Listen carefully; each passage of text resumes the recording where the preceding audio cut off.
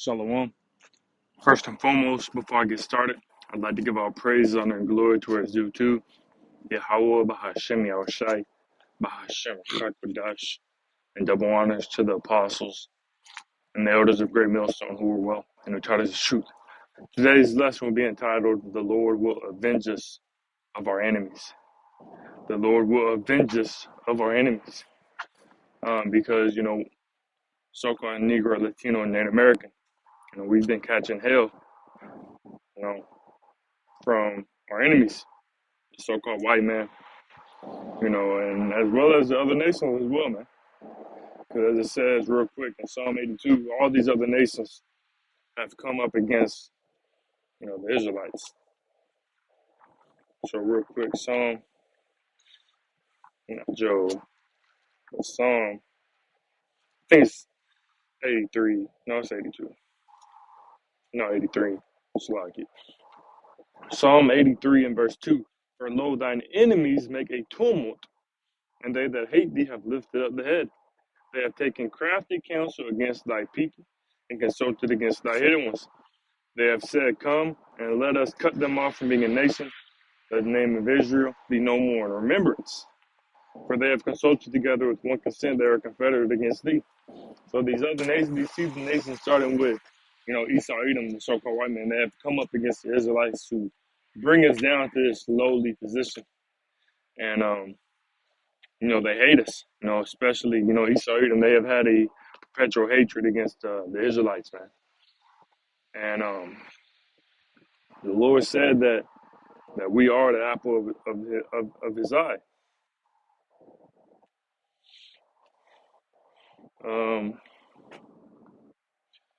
This is Zechariah 2 and verse 8. For thus said the Lord Yahweh of hosts, after the glory hath he sent me unto the nations which spoiled you. For he that toucheth you touched the apple of his eye. So we are the Most High's, prized possession, his precious possession. And these other heathen nations, starting with Esau, mainly and predominantly Esau, we'll focus in on Esau because he's the main one, have, came up against the Israelites and touched us. Let's see what that word toucheth go into in the Hebrew.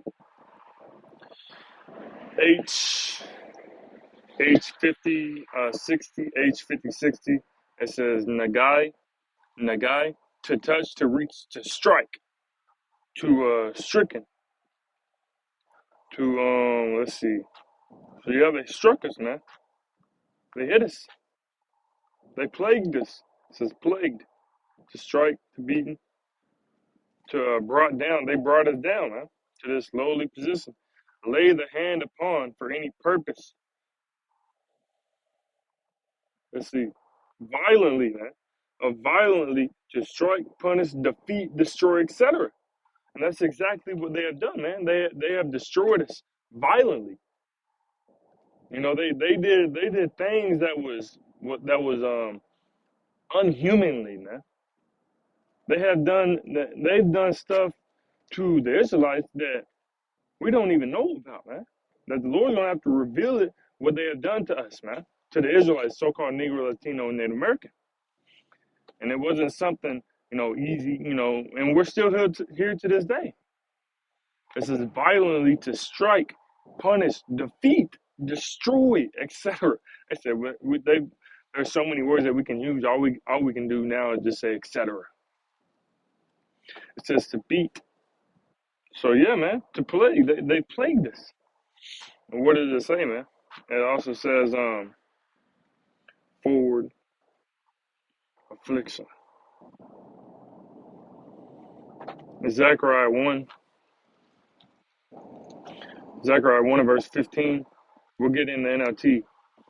Zechariah 1 and 15 in the NLT. But I am very angry with the other nations that are now enjoying peace and security. I was only a little angry with my people, but the nations inflicted harm on them far beyond my intentions. So they've done stuff that is unhumanly, man, unworldly. That would just be, beyond anything that the Lord said to do unto the Israelites. And they went further. They went further than what the Lord said to do, man. Where is it? Damn, how does the scripture go? When their punishment. Let me see if I can find it. When they're, I can't spell, man.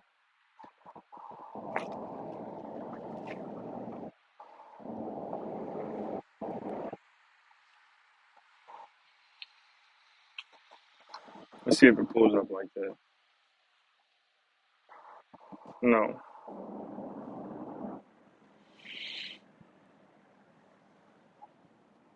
How does it go? Damn. Punishment was at the end.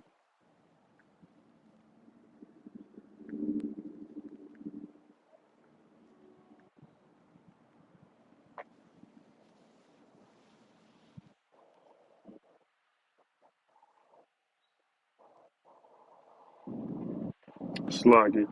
I was gonna get Ezekiel 35. It might be in there. We'll see. So the other Esau Edom, man, the Lord is about to avenge us of him. Because real quick, before we get Ezekiel 35, we'll go ahead and go there. But then we'll get that word avenge real quick.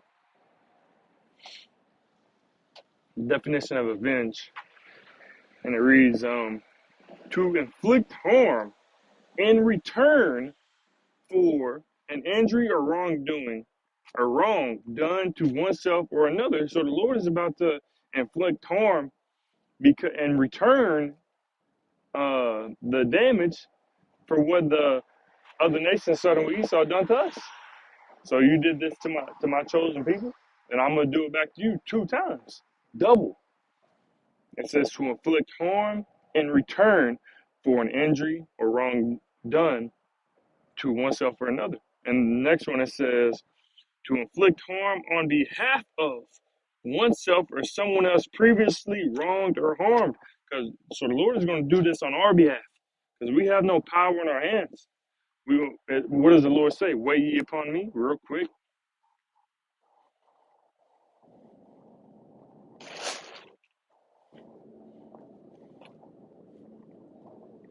Zephaniah 3 and verse 8. It says, therefore weigh ye upon me, said the Lord Yahweh, until the day that I rise up to pray. For my determination is to gather the nation, that I may assemble the kingdoms, to pour upon them mine indignation. The Lord is about to vengeance and pour out his indignation upon them, man. There's nothing that we can do. We have no might in our hands. It says, for the weapons of our warfare are not carnal, but spiritual. We're not carnal. We're not going to do anything carnal. It says, where'd it go? It says, that I may, for my determination is to gather the nation, that I may assemble the kingdoms to pour upon them mine indignation, even all my fierce anger. For all the earth shall be devoured with the fire of my jealousy. So the Lord is about to bring forth judgment and avenge us of our enemies, man. Everything that they've done unto us, the Lord is going to restore it and avenge us of it. He's going to inflict harm for them in return for what they have done to us, the Israelites, man. All we got to do is wait. And there's no might in our hands, and there's nothing that we can do, ourselves, man. We just got to continue to wait. As it says in Micah 7:9, I will bear the indignation of the Lord Yahweh because I have sinned against him. So we sin against the Lord. That's why we're in the position that we're in today. But the Lord did not forsake us. The Lord did not leave us here to just be punished here forever. So let's go to Ezekiel real quick, 35. Ezekiel 35. We'll start at verse 1, then jump down. Matter of fact, we're going to just run through this. Ezekiel 35 and 1. Moreover, the word of the Lord Yahweh came unto me, saying, Son of man, set thy face against Mount Seir and prophesy against it. Now, real quick, just a precept. Show you who Mount Seir is, because the Lord isn't really speaking to or prophesying against, or the Lord didn't tell Ezekiel to prophesy against Mount, like the literal mountain. Ezekiel 36 and verse 8. And it reads, thus dwelt Esau in Mount Seir. Esau is Edom. So when it says Mount Seir, it's referring to Esau. So there you go. Ezekiel 35, that's a precept for that. Showing you that Mount Seir is metaphorical for Esau, Edom. Ezekiel 35 and verse 2, Son of man, set thy face against Mount Seir and prophesy against it, and say unto it, Thus said the Lord power Yahweh, Behold, O Mount Seir, I am against thee, and I will stretch out mine hand against thee, and I will make thee most desolate. The Lord is about to avenge us, man, of everything that Mount Seir has done, everything Esau has done. Verse 4, I will lay thy cities waste, and thou shalt be desolate, and thou shalt know that I am the Lord Yahweh. Why, Lord, why are you going to do these things? Verse 5, because thou hast had a perpetual hatred. Okay, this is I think, yeah, this is the scripture I was looking for. I just um, put it out wrong. So, verse 5, because thou hast had a perpetual hatred, and hast shed the blood of the children of Israel by the force of the sword, and the time of their calamity, and the time that their iniquity had an end. Now, let's get to verse 5 in the NLT. And it reads, Your eternal hatred for the people of Israel led you to butcher them when they were helpless, when I had already punished them for all their sins. So the Lord said, hey, you're doing too much. You are doing too much. Now I gotta avenge them. Now I gotta stand up for my people. Now I gotta fight for my people. Back in the KJV, verse 6. Therefore, as I live, you know what? We're gonna continue in the NLT. Verse 6 in the NLT. Ezekiel 35 and 6 in the NLT. And it reads, As surely as I live, says the sovereign Lord Yahweh, since you show no distaste for blood, I will give you a bloodbath of your own. Your turn has come. So their turn has come. What did it say? The second definition, inflict harm on behalf of of oneself or someone else previously wronged or harmed. So we've been wronged, and now it's their turn. It's Esau's turn, and the Lord is going to bring forth his judgment, his wrath and fierce indignation, his wrath and fierce fury upon Esau, Edom, the so-called white man, along with the other heathen nations who followed after his path, man. Verse 7 in NLT, it says again, verse 6, I got to get verse 6 again. As surely as I live, says the sovereign Lord Yahweh, since you show no distaste for blood, I will give you a bloodbath of your own. Your turn has come. I will make Mount Seir utterly desolate, killing off all who try to escape and any who return. The Lord said, I'm going to kill you all off, man. Everything that you've done to my people, I'm going to make sure that you feel it. I'm going to make sure you feel all this judgment, all this pain. What did it say in Revelation 18? The double unto them, double, as they have done unto you, double it. So everything that they've done unto us, the Lord is going to double it unto them. Right? And ultimately, and at the end, the nation of Edom, the nation of Esau, will be eradicated. Look up the definition of eradicated. Verse 8, NLT. I will fill your mountains with the dead, your hills, your valleys, and your ravens will be filled with people slaughtered by the sword. Lord ain't playing, man. Lord does not play about the nation of Israel. Verse 9, I will make you desolate forever. Your cities will never be rebuilt. Then you will know that I am the Lord Yahweh. So the Lord said that he's going to avenge us of everything that they have done, man. And the Lord is not lying. The Lord is not, what does it say? Real quick, now we got to get it. Numbers 23 and 19. This is Numbers 23 and verse 19. The Most High is not a man that he should lie, neither the Son of Man that he should repent. He's not lying when he says he's saying these things, man. This is, hath he said and saw he not do it, or hath he spoken and saw he not make it good? So the Lord said he's going to do these things to Mount Seir, to Esau, and to the other nations. Is he not going to, will he not do it? Yes, he's going to do it. He's not a man that he should lie. And what does it say also in Malachi? It says, I believe Malachi 3 and 6 real quick. That was the Old Testament. The Lord changed. No, we don't. Malachi 3 and 6. For I'm the Lord Yahweh. I change not. There you go. Lord said he doesn't change, man. For I'm the Lord Yahweh, I change not, therefore ye sons of Jacob are not consumed. We're not going to be consumed, man, because the Lord loves us forever. He loves the Israelites forever, and that's never going to change. Therefore, everything that the other nations have done, the Lord is going to recompense them for it, man. Real quick, Revelation 3 and 9. Not Revelation. Revelation 13 and 9. It's like Revelation 13 and 9. If any man have an ear, let him hear. He that leadeth into captivity shall go into captivity. He that killeth with the sword must be killed with the sword. Here's the pace and the faith of the saints. So they did these things to the nation of Israel. Therefore, they're gonna go into captivity as well. They're gonna be killed by the sword as well, man.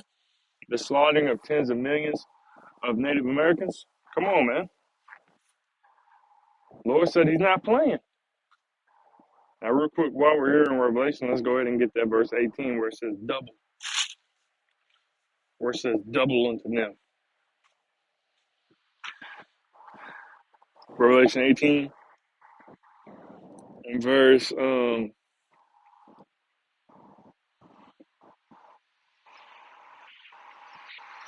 me see, where is it at? Here it is.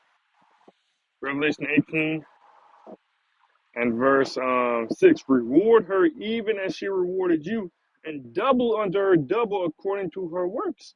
And the cup which she had filled, filled to her double. So everything that they've done unto us, we're going to do back unto them. The Lord is going to do back unto them double. And of course, in righteousness, you're going to be destroyed. You're going to be killed. You're going to go into slavery. You're going to go into captivity. You're going to be, again, killed and slaughtered. And eventually, after that 1,000-year captivity, eradicated, man.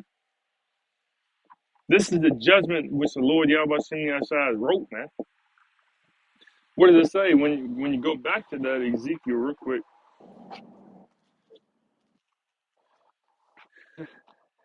Ezekiel 30. We're getting in the KJV, I believe. Yeah, because what does the Lord say in the KJV verse 6? Therefore, as I live, said the Lord Power Yahweh. The Lord lives, so this is going indeed going to happen. Amos 1 and verse 11. A few more. Amos 1 and verse 11. For thus said the Lord Yahweh, for 3 transgressions of Edom and for 4, I will not turn away the punishment thereof. The Lord said He's not going to turn away the punishment. I'm not going to turn away my vengeance, my judgment. No. It says, because why, Lord, why will He not turn away the punishment thereof? Because He did pursue His brother with the sword and did cast off all pity. And His anger did tear perpetually, and He kept His wrath forever. That's why. That's why they're going to be punished. That's why the Lord isn't going to turn away His punishment. His punishment, man. He didn't have no pity. He showed no pity, and you can see it in these movies, these slavery movies, and so on and so forth. The non-compassion that the so-called white man have shown to the Negroes, Latinos, Native Americans, you can see it, man. And they had that same perpetual hatred to this very day, man. That's not going to change. And the other nations, they're not escaping either, man. It's just Esau is the main culprit. Jeremiah 30, we'll probably end it off right here. Jeremiah 30, verse 16, therefore all they that devour thee shall be devoured. They devoured us, therefore they shall be devoured. Salakia. It says, and all thine adversaries, every one of them are enemies, man. It says, every one of them shall go into captivity, and they that spoil thee shall be a spoil, and all that prey upon thee will I give for a prey. And then it says, verse 16, but all who devour you will be devoured, and all your enemies will be sent into exile. All who plunder you will be plundered, and all who attack you will be attacked.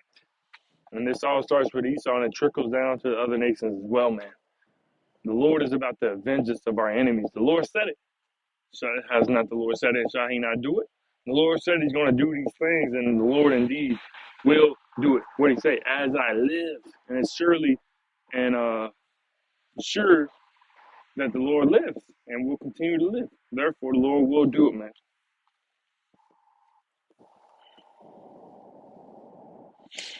There's one, and I forget where it is.